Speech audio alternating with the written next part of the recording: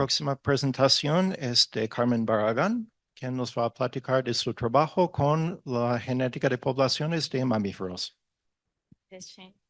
Creo que me voy a subir aquí también, que es más fácil para ver si le consigo apuntar allá arriba.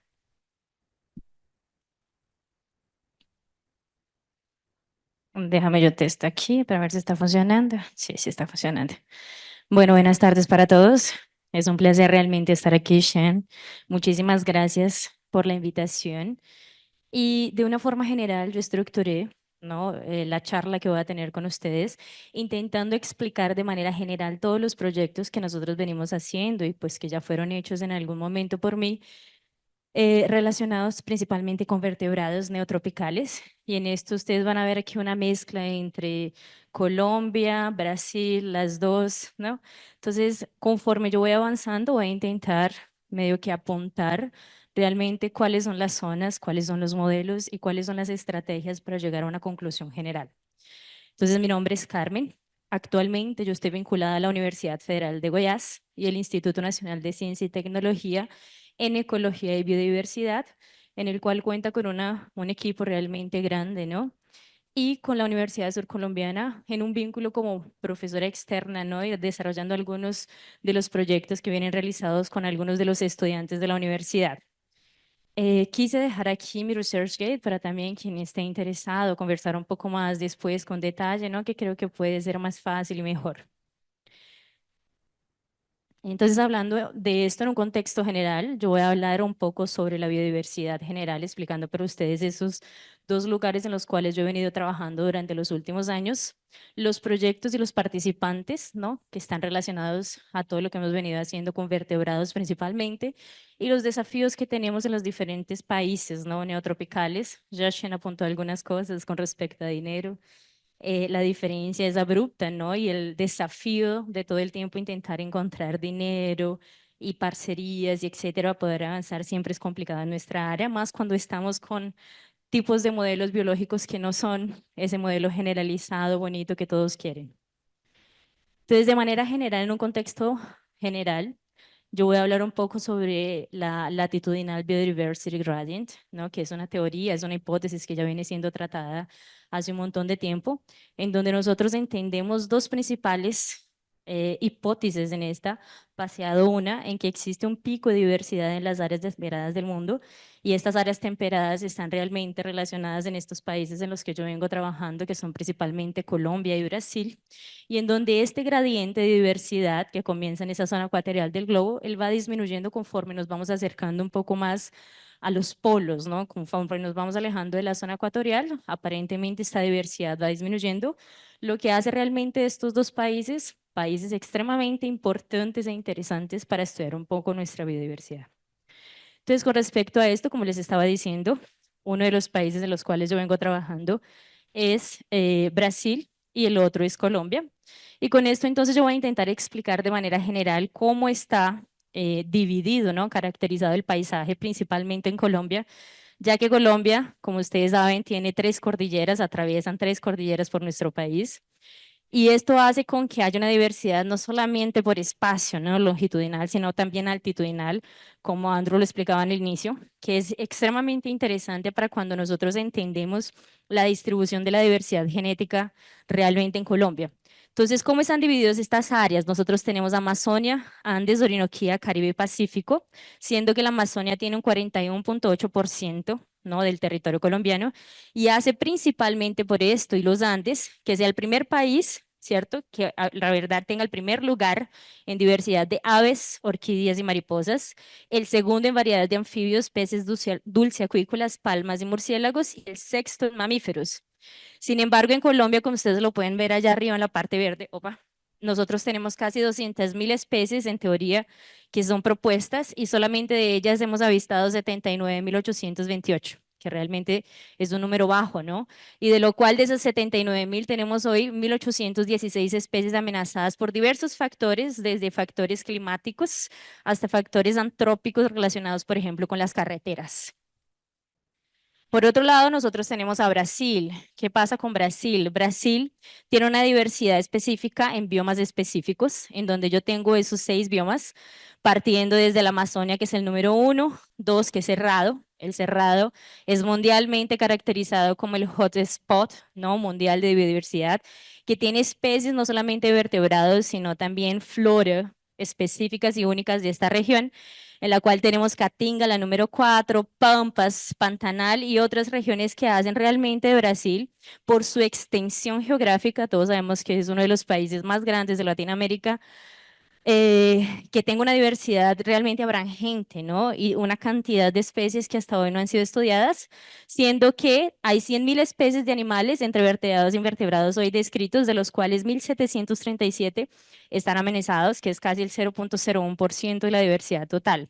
Eso partiendo del principio que son las especies que han sido estudiadas, catalogadas y que tienen estudios de diversidad. Con esto entonces voy a hablar un poco al respecto de los proyectos y los participantes. Opa, me fui, volví. Listo. Entonces, cuando hablo de esto, yo voy a hablar un poco de la genética, la conservación relacionada un poco con ecología molecular y ecología de carreteras.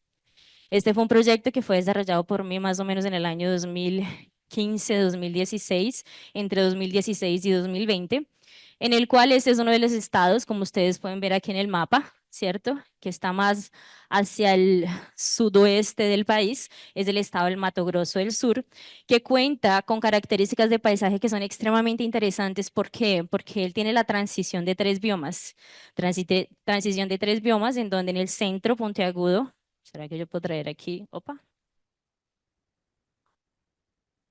A ver, voy a intentar. Ish, María.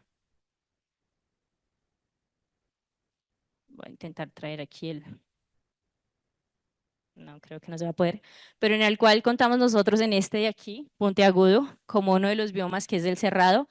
En la parte de arriba, la transición de Pantanal y en la de abajo, la Mata Atlántica.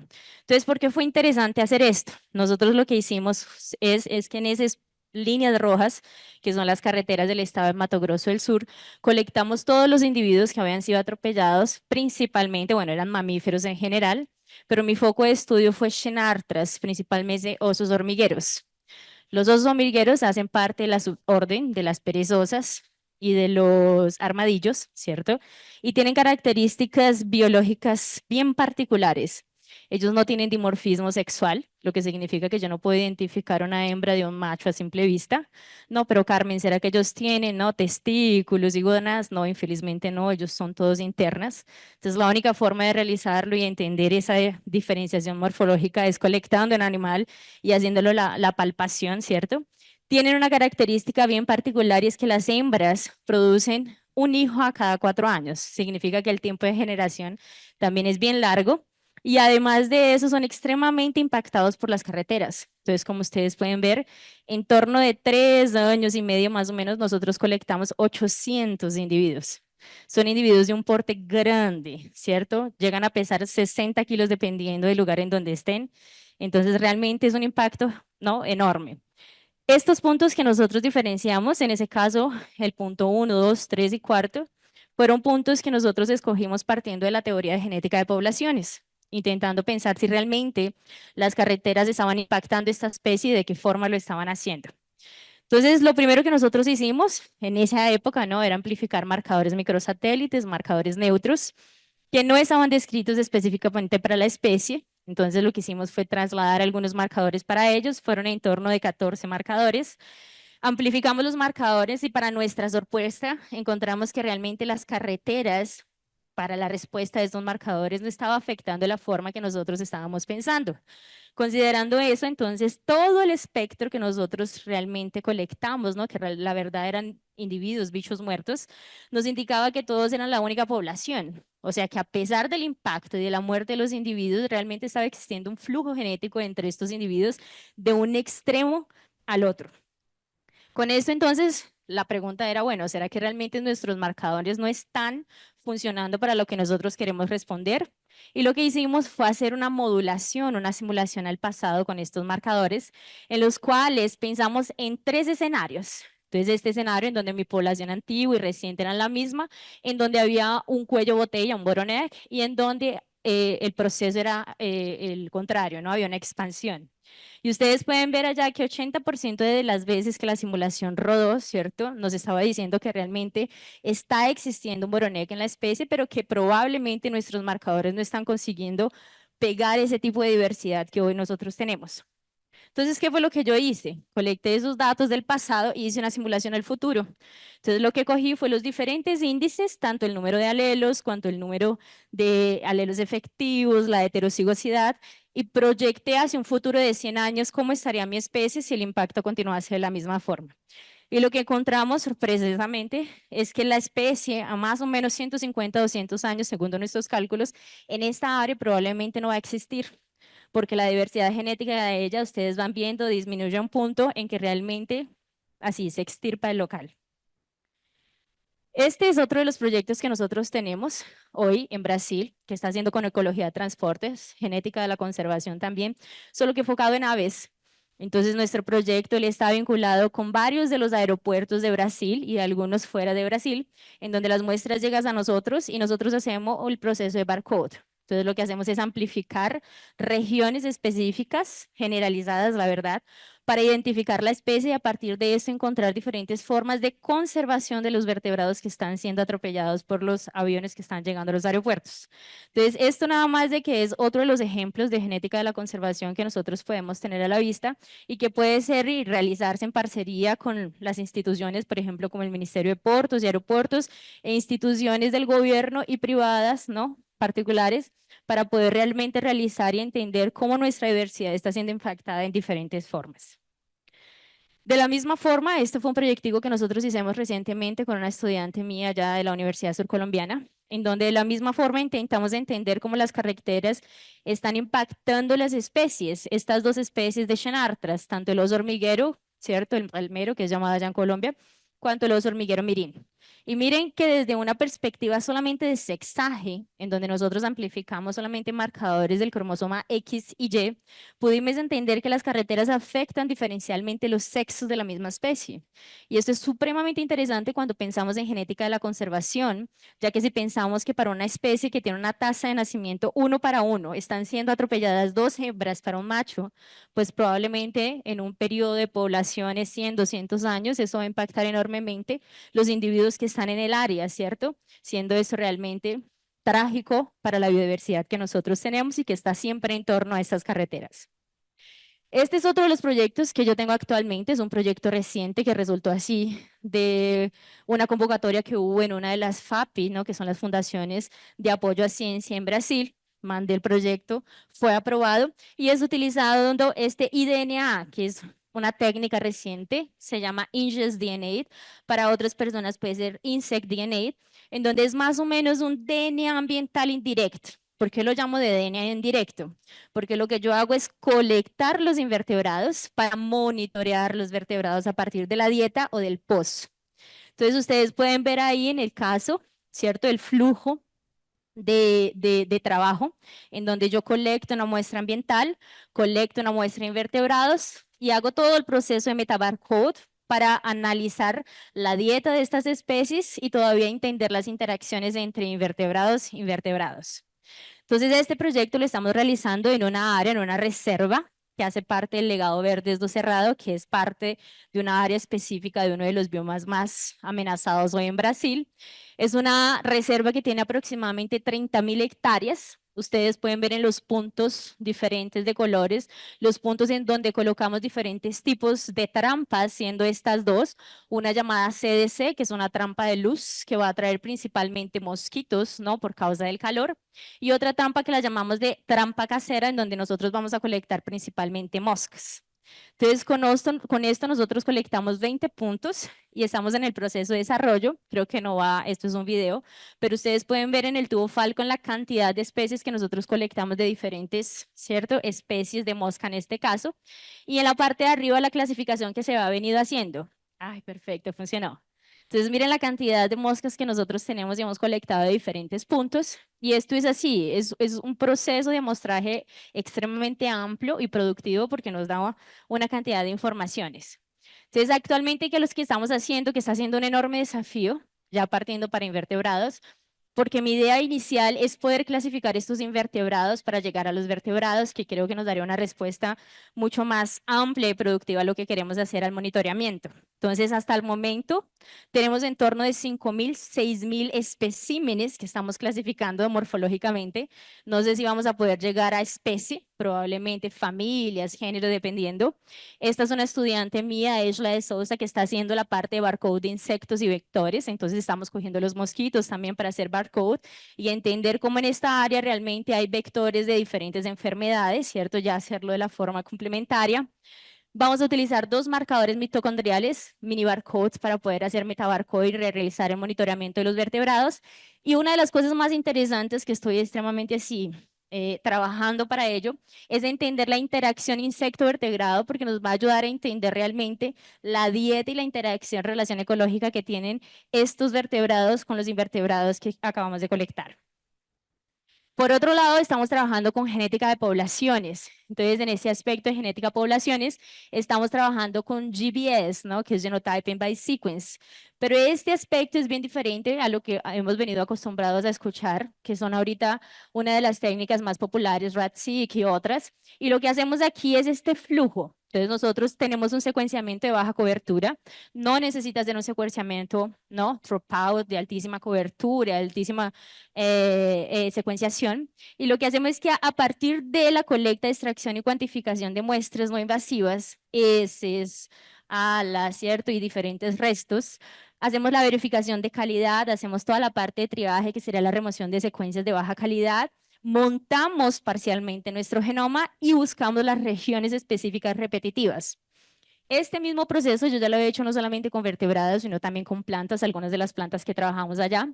Y en estos momentos lo que estamos haciendo es identificar esos marcadores específicos para especies de vertebrados como por ejemplo Panthera onca, Ararauna, Brachyplasistoma filamentosos, y actualmente estamos en una parcería junto con el profesor Mauricio que está allá atrás para intentar identificar el Pangasius hipotálamos, que es el pez basa, ¿cierto? Que está siendo una amenaza fuerte para algunas de los ríos, ¿no? De las hidro que tenemos en Colombia. Todo esto ¿con qué objetivo? El objetivo realmente de entender esta genética de poblaciones y hacer modelos que nos permitan identificar a partir de marcadores específicos, porque hemos sabido y entendido que no es lo mismo hacer la relación de marcadores que no son para la misma especie, los estudios de que marcadores específicos para entender nuestras poblaciones en un tiempo determinado. Y ahora entonces, mientras tanto en Brasil, ya terminando, lo que yo quiero mostrarles, dejo aquí también el código para que ustedes, quien quiera, nos pueda seguir en las redes sociales. Nosotros estamos trabajando con un tip de genómica de la conservación relacionado con el Instituto Nacional de Tecnología y Ciencia en Brasil, en donde no solamente con organismos vertebrados, sino con una serie de organismos también, macrófitas, plantas, insectos, entre otros, venimos desarrollando diferentes técnicas genómicas para la identificación, estudio y otros tantos de nuestra biodiversidad. De la misma forma, tenemos un programa para la biodiversidad llamado Pepe Bio, que es coordinado por la profesora Mariana, en donde tenemos específicamente, y creo que no lo mostré aquí un poco más, como objetivo una de las vacías más grandes que tiene Brasil, que es la vacía hidrográfica del Araguaia, ¿cierto? Que es esa que está coloridita ahí de verde, con el objetivo de poder realmente estudiar toda nuestra biodiversidad a partir de ecología molecular, marcadores moleculares. Hay otro en el cual nosotros estamos vinculados también, que es llamado Programa Araguaia Vivo 2030, en el cual estamos teniendo exactamente la misma propuesta, ¿cierto? Y es poder estudiar, ustedes ven la cantidad de investigadores que están asociados, son más de 80 investigadores trabajando en diferentes líneas y áreas para poder realmente trabajar con diversidad de diferentes aspectos taxonómicos, ecológicos, moleculares, genómicos, entre otros. Esto de aquí es nada más de que algunos de los resultados que hemos tenido, la verdad lo cogí los más recientes, en donde estamos trabajando junto con la Red Colombiana de Seguimiento de Fauna Atropellada, que es una red que estudia todos los organismos vertebrados que están siendo impactados por las carreteras de nuestro país. Acabamos de publicar un libro, ¿cierto?, que se llama Conservation Genetics in the Neotropics, que tiene diferentes capítulos relacionados con genómica y genética de la conservación. Entonces, para quien esté interesado, también él está disponible. Y recientemente publicamos también un pequeño manual de campo para el estudio de hormigueros en Colombia. Estamos comenzando recientemente un estudio con el osito trueno, que es un cíclope, un oso hormiguero también, que es específico del Amazonas, es extremadamente difícil de buscar, pero la idea es poder conseguir muestras para también realizar el mismo flujo, ¿no?, de metódico para conseguir nuestros datos. De la misma forma, tenemos algunos vínculos junto con Fibras y el Instituto Humboldt, en el cual trabajamos con algunos vertebrados, por ejemplo, murciélagos, ¿no?, con la idea de poder realmente desarrollar y entender y vincularnos con ellos y producir herramientas y códigos genéticos que nos permitan en un futuro realmente estudiar nuestra diversidad. Creo que era esto, ya para terminar los desafíos. ¿Cuáles son nuestros desafíos? Estoy terminando, prometo. Y es entender y poder realmente relacionar nuestros recursos naturales con nuestra sociedad. Y eso significa tener así un aspecto político, económico, social, para poder tener ese camino de apropiación del conocimiento entre nuestra ciencia, tecnología, la sociedad y todos los aspectos sociales, culturales, tradicionales, ¿no? Tener así realmente un acabose de diferentes datos, técnicas y dados que nos consigan mostrar tal vez un futuro próximo de genética de la conservación. Con esto, entonces, yo le agradezco, Han, por todo y muchísimas gracias.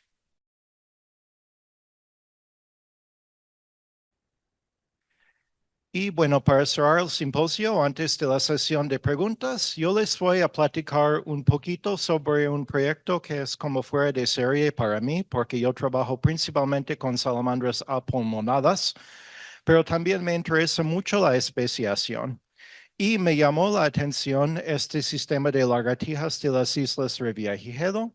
Y lo que voy a presentar hoy realmente es el trabajo era mi alumno de maestría, Juan Alfredo Gutiérrez Morales, universalmente conocido como Freddy. Ahí está. Y es quien hizo todo el trabajo de campo conmigo, todo el trabajo del laboratorio y los análisis también. Normalmente, cuando pensamos en la especiación en animales, pensamos en un proceso alopátrico, there we go, en el cual hay la formación de una barrera geográfica que causa vicarianza y divergencia en diferentes sitios. Sin embargo, hay otro proceso de especiación con un poco menos de apoyo, la especiación peripátrica o periferal. Y bajo este proceso, now, how do we do it? Whatever. Tenemos la colonización de un nuevo nicho. Ay, sorry. En la periferia de un nicho ancestral, de la especie parental y divergencia rápida en aislamiento peripátrico o por deriva genética o por selección natural o sexual. Y desde un punto de vista demográfica, en este caso, veríamos un cuello de botella fundador asociado con cada evento de especiación. Y para estudiar la importancia de eso, es un poquito difícil hacerlo en sistemas continentales porque normalmente uno no sabe si las especies estaban más juntas antes y luego sufrieron un evento vicariante. Así que el mayor apoyo para este proceso viene de sistemas de islas, como las especies de Drosophila en las islas del archipiélago Hawaii. Nosotros decidimos ponerle a prueba el proceso en las Islas Revillagigedo, que están aproximadamente a 400 kilómetros de la costa oeste de México. Y son 4 islas principales. La isla Socorro, que es la más grande, que tiene aproximadamente 200,000 años de edad.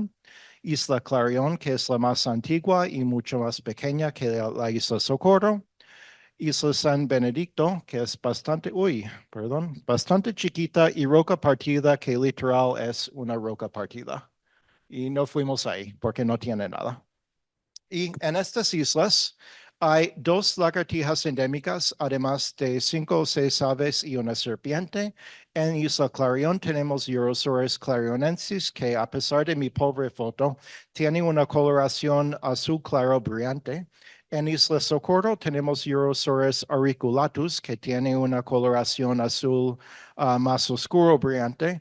Y pensamos que su pariente más cercano en el continente es Urosaurus ornatus, que tiene una coloración más típica café. Existen estudios previos de este género. En el 1942, Middleman publicó un estudio basado en morfología en que propuso dos orígenes de las especies de las islas, porque salieron en diferentes puntos de la filogenia. John Wiens, analizando también datos morfológicos en un contexto filogenético, propuso un solo origen de las especies de las islas, o bueno, una sola colonización de las islas desde el continente. Y Feldman et al. En 2011 publicaron un estudio con ADN mitocondrial y 3 marcadores nucleares. Y ellos sí encontraron que las especies de las islas que están aquí son especies hermanas y son el grupo hermano de Urosaurus ornatus del continente. Sin embargo, sus muestras de Urosaurus ornatus vinieron muy del norte de la distribución de Arizona y Utah en Estados Unidos. Así que muy probablemente no eran o no incluyeron la población fundadora de las islas. Así que todavía quedó la duda por eso, si había una o dos colonizaciones de las islas. Así que nosotros queríamos saber cuántas veces fueron colonizadas las islas Revillagigedo por el género Urosaurus, hace cuánto tiempo sucedió o sucedieron estas colonizaciones y, sobre todo, cómo era el escenario de especiación. Queríamos ver si cada evento de especiación fue asociado con un cuello de botella muy severo. Y para contestar estas preguntas, teníamos que muestrear las poblaciones tanto de las islas como del continente. La Armada de México nos hizo el favor de llevarnos en su barco. Tuvimos que acampar en la cubierta durante 7 días. Estuvo un poco duro. Cayó un refrigerador de coca sobre una mujer y tuvimos que dar la vuelta después de un día. Así que perdimos 2 días en eso. Tuvimos un par de horas en cada isla. Sin embargo, las lagartijas son exageradamente abundantes y no tienen miedo porque no tienen depredadores ahí.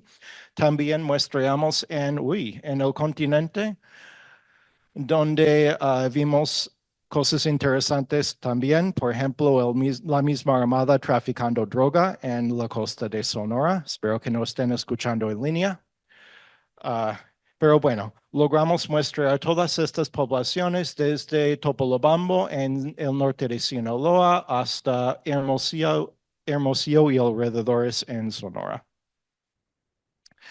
Luego preparamos librerías de Double Digest RADseq o dd-RADseq con 2 enzimas de restricción y secuenciamos estas librerías en una corrida de HiSeq y usamos stacks para el llamado de SNPs.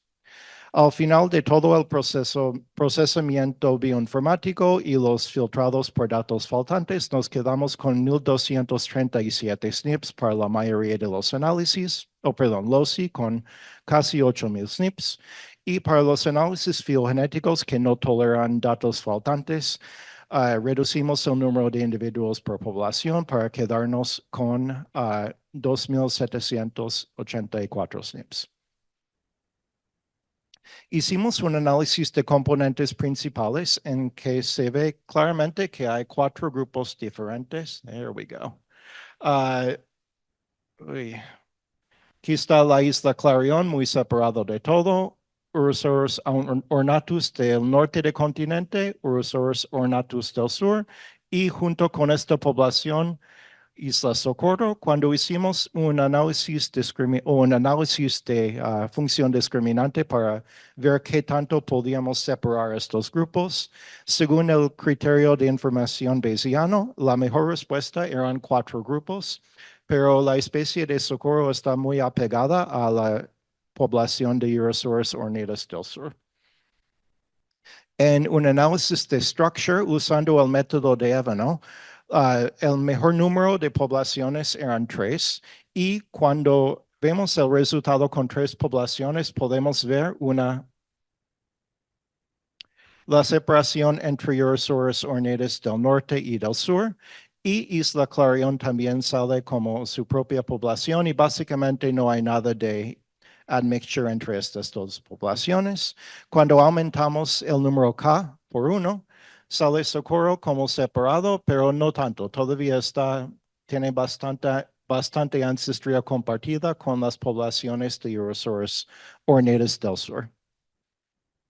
Usando el programa FineRAD Structure para estimar la matriz de coancestría, otra vez podemos ver que Eurosaurus clarionensis, que está aquí, tiene un muy alto nivel de coancestría dentro de sí y está bastante diferente de las demás poblaciones. Igual hay una separación de las poblaciones del norte y sur de la parte continental de Eurosaurus ornatus.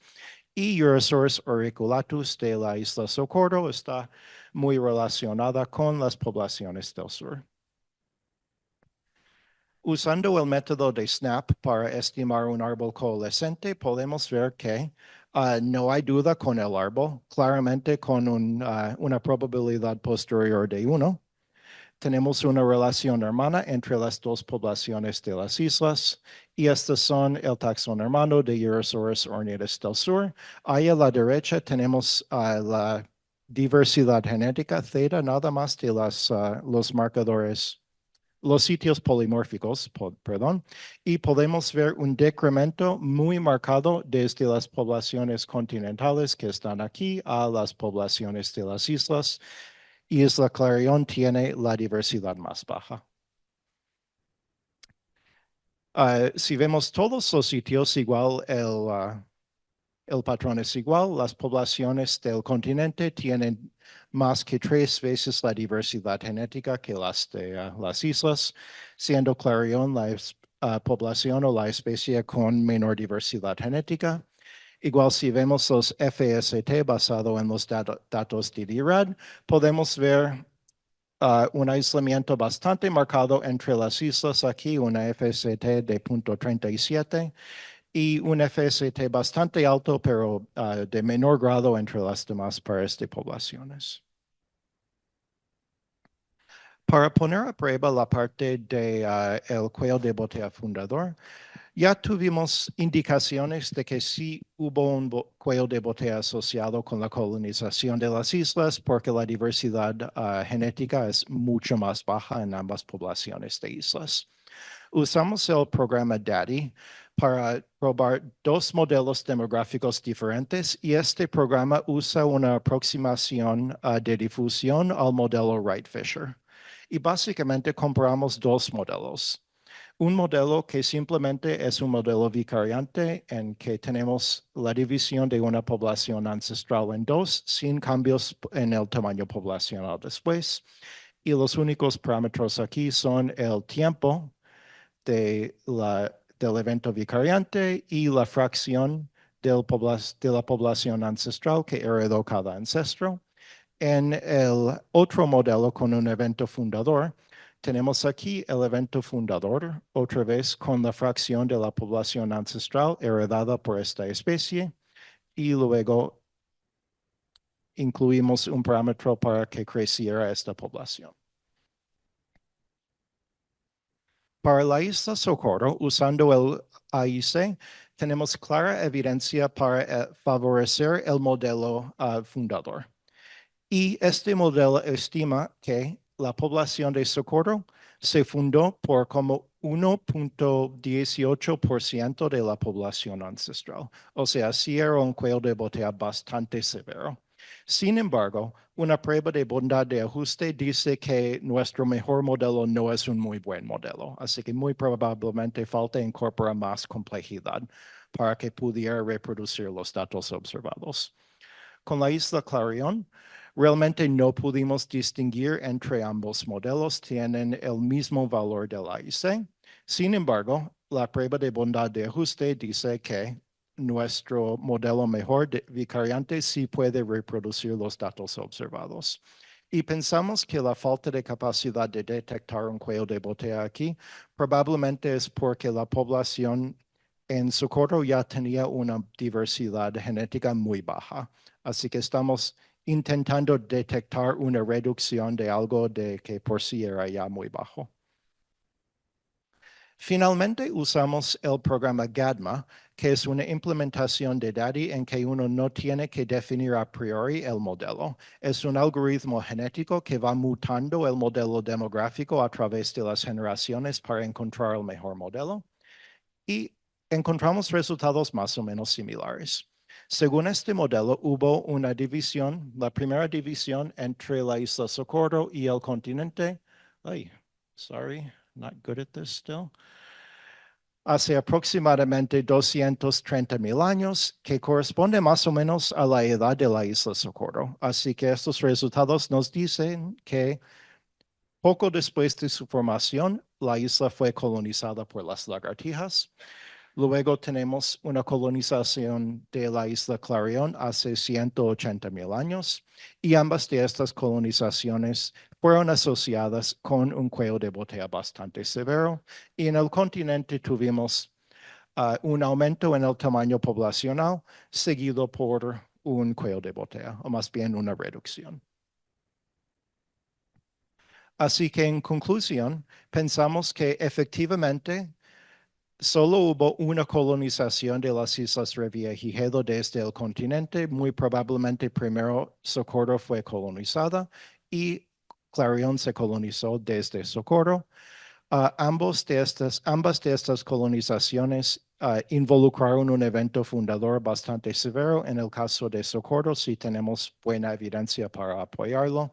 Para Clarion es menos evidente, pero la diversidad genética muy baja sí indica que probablemente pasó. Y creo que eso es todo lo que quería decir. Y quiero agradecer a la Fundación UC Mexis, que tristemente ya no existe, a Jim Maguire, a Rory Bowie y Anwar López por acompañarnos en el viaje y por la Marina por llevarnos hasta allá y no decirnos nada cuando los vimos traficando droga. Y ya. Y si tienen preguntas, con mucho gusto puedo responder. Igual si tienen preguntas para los demás participantes en el simposio, adelante.